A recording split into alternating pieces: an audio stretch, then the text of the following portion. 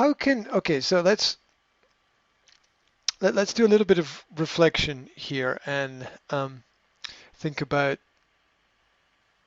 the empirical relationship between the, the data and the opinion. He he appears to you to be stable. However, his history is a large number of unstable choices. Mm. With with age comes wisdom. I was of no direction until I was about 30. At which point I woke up and realized that what I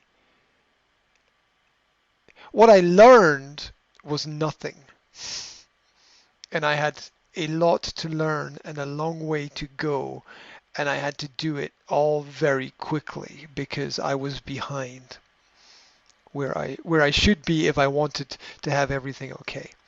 And there's we use this term to wake up. Yeah, and some people are awake and aware all their life. And for other people, it happens at a later stage. For some people, 20, some people 30, some people 40, some people 50.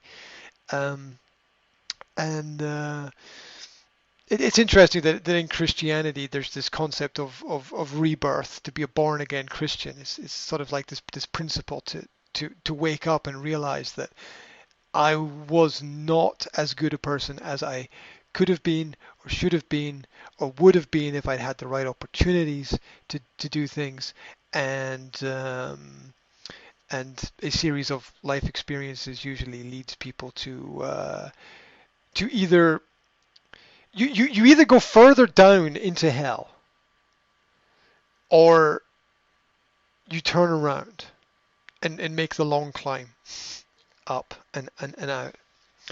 And I was one of those people who decided to turn around and make the long climb back up because this was obviously not a good thing.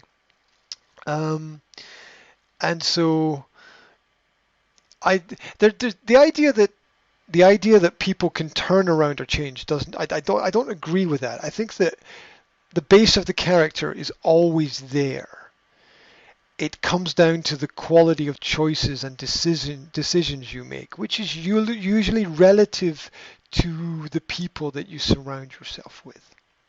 So usually when we surround ourselves with great people, we make great choices because we have the backing and support of these people. And sometimes great people are hard to find. They're there, they exist, but it requires work, and it requires a lot of self-knowledge and self-study and reflection and understanding. Um, anyway, the point is that we need to balance out our perspective and opinion with the facts that we know. Um, that's the that's the horror of reality, isn't it? Where your habit is to be with unstable people, so that when you find a person who is completely stable, you are not sure how to react or respond in the situation, and it can feel very uncomfortable. Um, but it's still not a reason to to reject something which is good. Um, if our habit is to drink bad wine, it does not mean that we don't know what good wine is or that we can't appreciate good wine. You know, it's like a can opener makes my life less complicated, but it's not virtuous. It performs a function. Functionaries or perform functions. They're not necessarily virtues or virtuous. Um,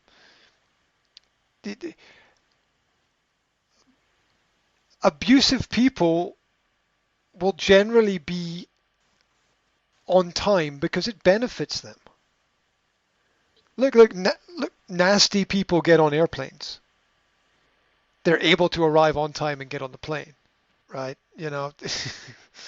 uh, Good timekeeping or bad timekeeping doesn't tell us about how virtuous a person really is. It doesn't matter. Um, you could have these arguments like Stalin or maybe Mussolini were great timekeepers, right? Right?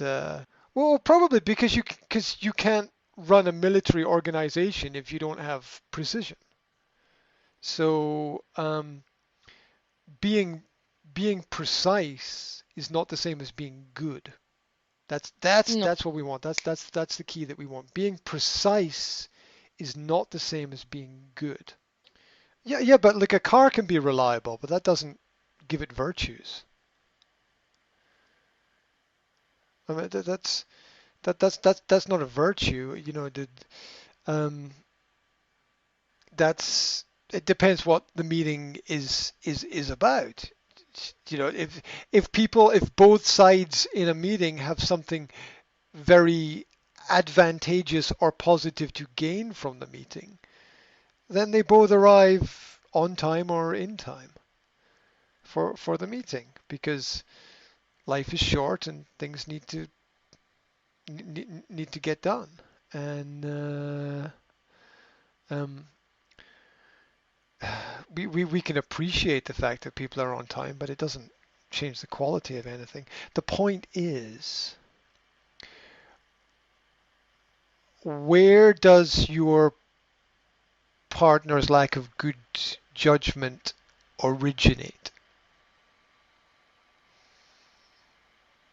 Where does it come from?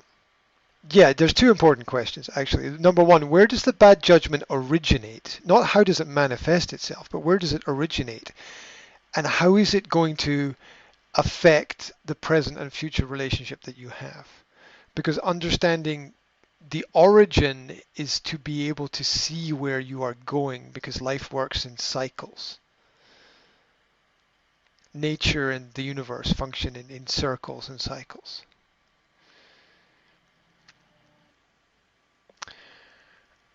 No, I don't think that he can't judge people because of Neptune. I think he can't judge people because he doesn't have good judgment.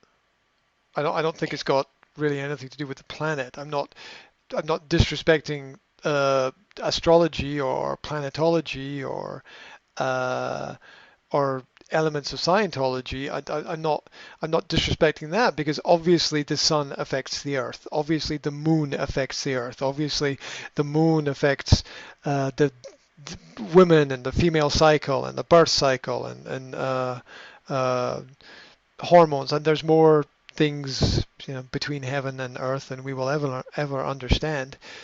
Um, but your husband doesn't make bad decisions because of Neptune. Your husband makes bad decisions because he has a history of making bad decisions because nobody ever taught him how to make good decisions. Because people who are taught how to make good decisions don't make bad decisions because nobody wants to make a bad decision. Nobody wants to mess up their life. Nobody But wants to ruin their life.